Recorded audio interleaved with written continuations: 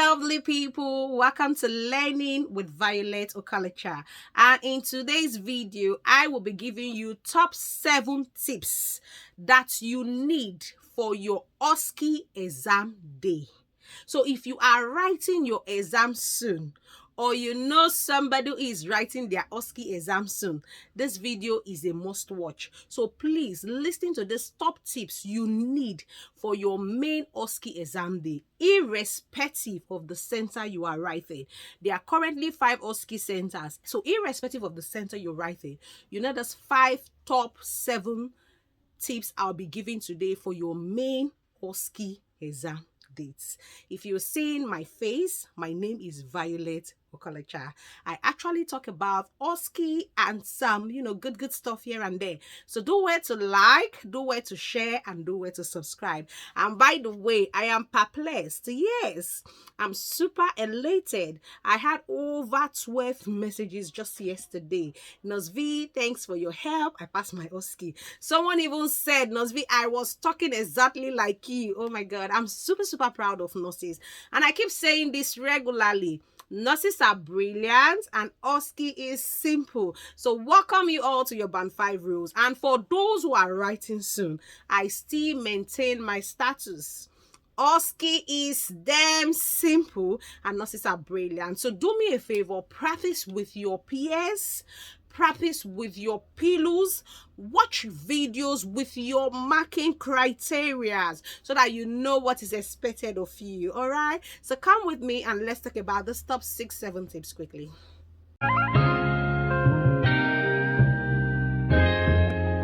Ryan Little. First tip I'll tell you need for your OSCE exam day is to get all your documents ready. I have said this before now. I know somebody, in fact, one of my online students who missed the OSCE exam because she forgot her document at home.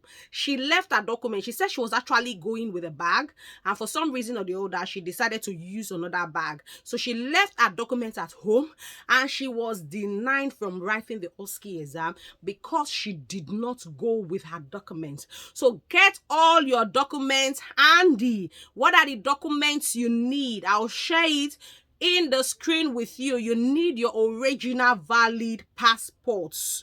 If you are married, you need your original marriage certificate or a change of name or a deed of name change, whichever. Now, if you have not been in the UK for long, you need your police clearance. And if you have been in the UK for quite some time, then you need your DBS. All right, now you need your nurse's license if you have, which you are supposed to have, either your nursing license or your original registration certificate, and you need your degree certificate. So these are the documents. I'll be sharing it on the screen so that I don't waste your time.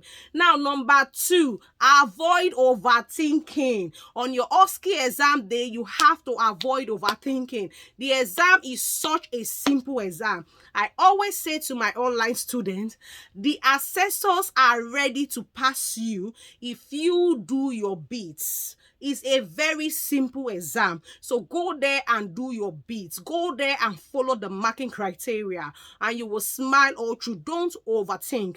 Now, I'll say this to you. There are a lot of videos for OSCE on YouTube channel. There are a lot. So towards the period of your OSCE exam, let's say I'm writing my OSCE exam next week, I would advise you to stick to one.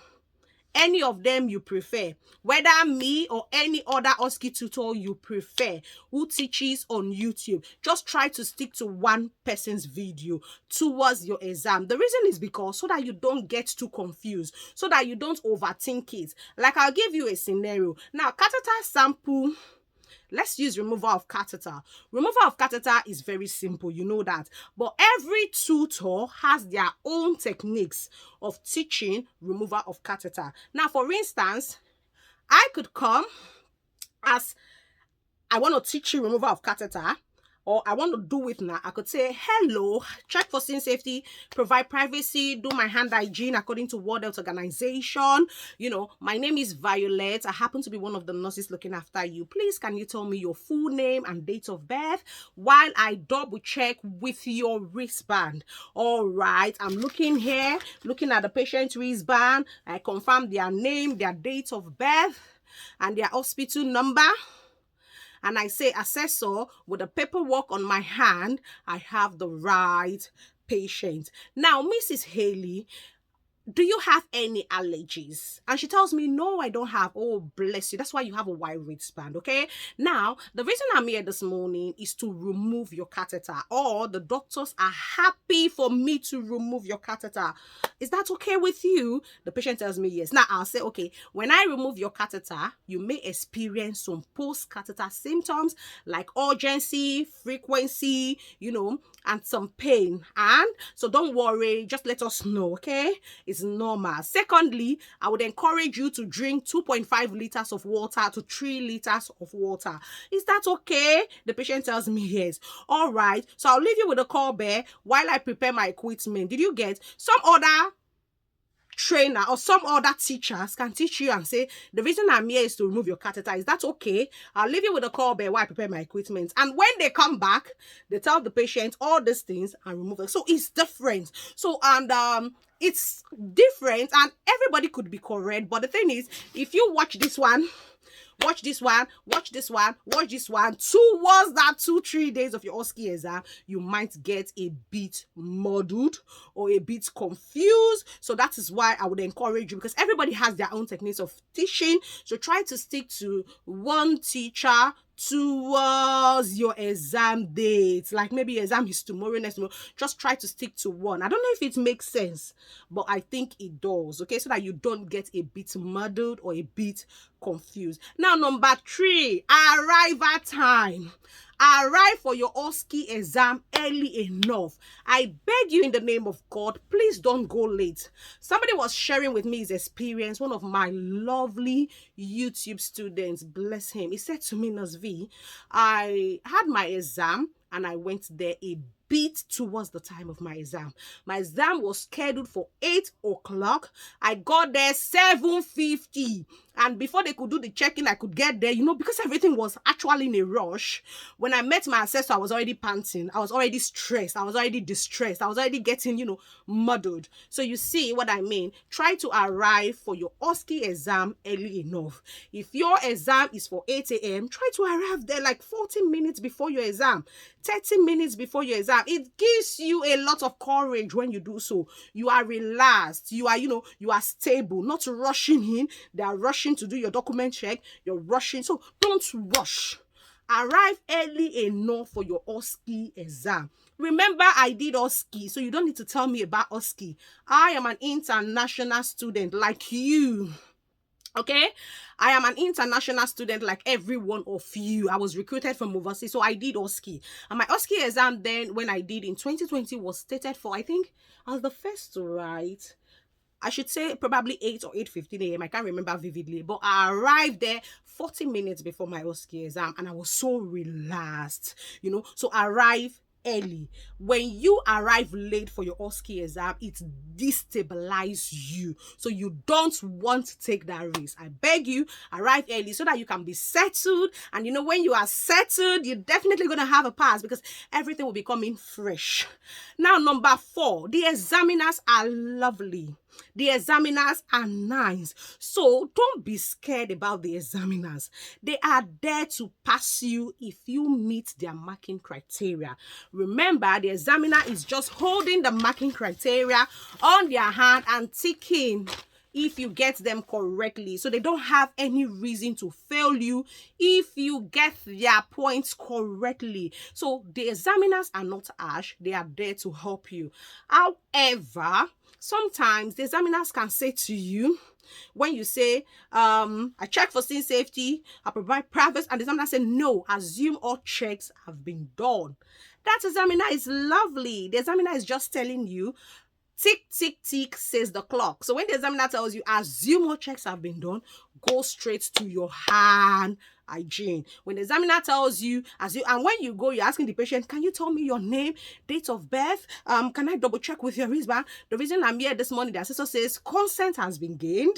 Please proceed to carry out. So they don't feel the examiner is confusing you. They are not. They just want you to do your bit fast and pass your OSCE exam. So when the examiner says, assume consent has been gained, you say, oh, consent has been gained. What about allergy? Has that? So don't. The examiner is not there to confuse you. So just put yourself together and do your bits. They are lovely people. Don't be scared of the examiners. They are so lovely. They are there to pass you if you really are prepared for the exam. And of course, if you are not prepared for the exam, you just have to sit again for the exam. Now, it is okay to ask questions.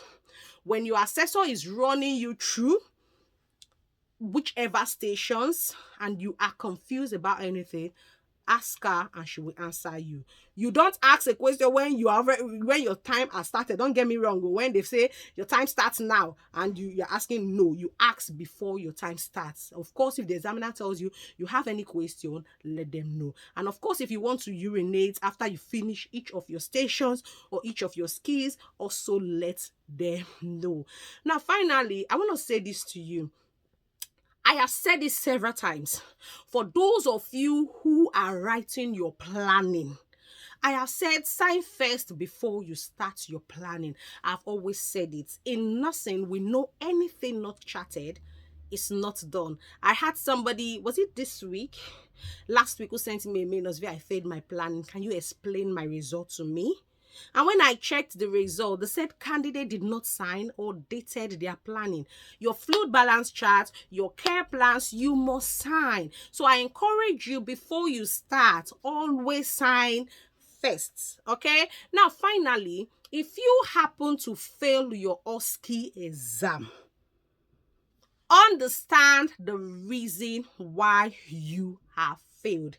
And if you don't understand, show it to your OSCE tutors in your trusts or in your care home so that they can explain to you the reason why you have failed. It is important because a lot of times I get people sending me emails, I failed the first time, I failed the second time, I failed the third time. What's my chances? You contacting me after you have failed 3 times is not useful. I have to be honest with you. If you fail once and you contact me, I can help you. I can say, okay, let's have class together. Of course, paid classes, and I can teach you and you go back, which have helped a lot of people and have passed. But if you happen to fail once, fail twice, fail 3, and you are contacting me, I can't help you. Your portal has to be closed for complete 6 months. That's the rule. Do you get? So if you fail once, you fail twice, and you contact me, and I can help you. Of course, I can help you. How can I help you? We do classes. I explain to you your result. Then when you go back, of course, you will pass. But if you contacting me after you've written once, after you've written twice, after you've written 3 times, there's no way I can help you. Except, of course, after your 6 months, then you can go back and write your OSCE exam if your English language or your OET is still valid.